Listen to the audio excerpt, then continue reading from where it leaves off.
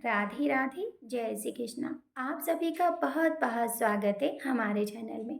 तो देखिए, आज के इस वीडियो में हम आषाढ़ मास के गुप्त नवरात्रि की पूजा विधि देखेंगे। साल में 4 बार नवरात्रि मनाई जाती है, 2 प्राकृतिक तरीके से और 2 गुप्त तरीके से। तो देखिए, अब पूजा करने के लिए हम चौकी लगा लेंगे। चौकी पे हम लाल रंग का वस्त्र बिछा लेंगे, क्योंकि माता रानी की पूजा में लाल रंग का ही प्रयोग किया जाता है। तो देखिए, मैं यहाँ पे अपने मंदिर के पास ही पूजा कर रही हूँ। आप अपनी सुविधा अनुसार जहाँ भी माता रानी की चौकी लगाना चाहें, आप वहाँ पे चौकी लगा सकते हैं।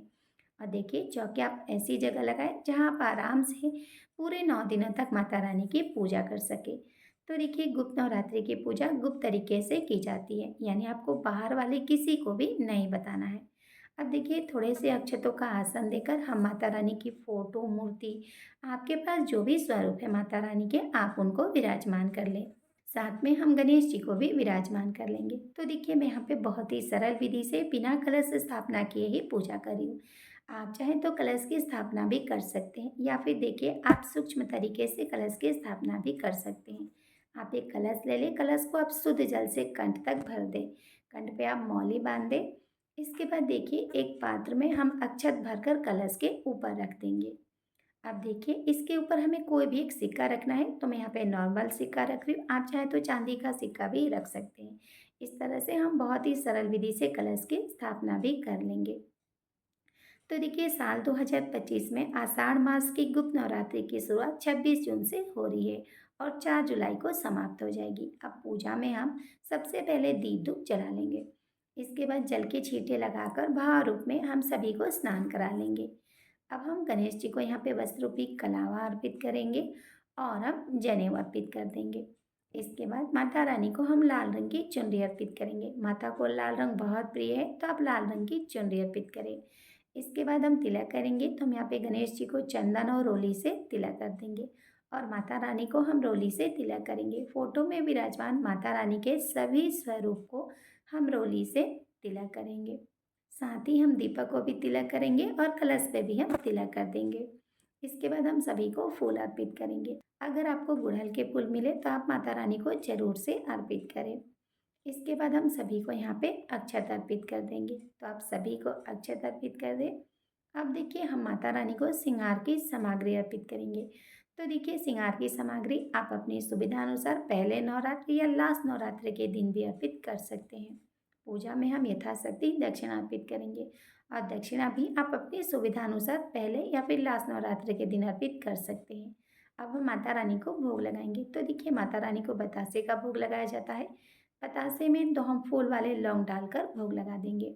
इसके बाद हम ऋतु फल का भोग लगाएंगे, तो जो भी आपके पास ऋतु फल हो आप उसका भोग लगा दें। अब हम यहाँ पे 1 लोटा जल अर्पित कर देंगे। तो देखिए, इस तरह से हम बहुत ही सरल विधि से नवरात्रि के दिनों में माता रानी की पूजा करेंगे। अब पूजा के बाद देखिए, मैं यहाँ पे छोटा सा हवन कर रही हूँ। अगर आपके पास गाय के उपले हो तो आप उसे सुलगा के हवन करें, नहीं तो आप कपूर जलाकर भी छोटा सा हवन कर सकते हैं। तो देखिए, हम यहाँ पे अग्नि प्रज्वलित कर लेंगे। इसके बाद 2 फूल वाले लौंग हम इसमें डाल देंगे और जो भी आपने माता रानी को भोग लगाया आप उसे भी डाल सकते हैं। मैंने यहाँ पे सिर्फ लौंग ही डाला है। तो देखिए, इस तरह से हमारा छोटा सा हवन भी हो जाएगा। पूजा के बाद अब हम माता रानी की आरती कर लेंगे। तो हम यहाँ पे गणेश जी की, माता रानी की, सभी की हम प्रेम पूर्वक आरती कर लेंगे। आपको जो भी माता रानी की आरती आती हो आप उसको गाते हुए आरती कर सकते हैं। आरती के बाद 2 बार जल को घुमाकर हम आचमनी करेंगे और अपनी पूजा को पूर्ण कर लेंगे। पूजा के बाद हाथ जोड़कर पूजा में हुई भूल चूक के लिए हम माता रानी से क्षमा याचना करेंगे और अपनी मनोकामना पूर्ति के लिए प्रार्थना करेंगे। तो देखिए, आप इस तरह से सरल विधि से भी पूजा कर सकते हैं। पूजा के बाद भोग प्रसाद आप सभी में बांट दें। जल जो आपने अर्पित किया है आप उसे पेड़ पौधे में डाल दें और देखिए, जो हमने कलश की स्थापना की है आपको उसे नहीं हटाना है। पूरे 9 दिनों तक ये कलश इसी चौकी पे ऐसे ही रहेगा। जब नवरात्रि समाप्त हो जाएगी तब आप इस कलश को हटा लें और इसके जल को आप पूरे घर में छिड़के और फिर आप पेड़ पौधे में डाल दें। तो देखिए, इस तरह से बहुत ही सरल विधि से हम नवरात्रि की पूजा करेंगे। तो देखिए, गुप्त सिद्धियों की प्राप्ति के लिए गुप्त नवरात्रि में माता रानी की विशेष रूप से पूजा अर्चना की जाती है।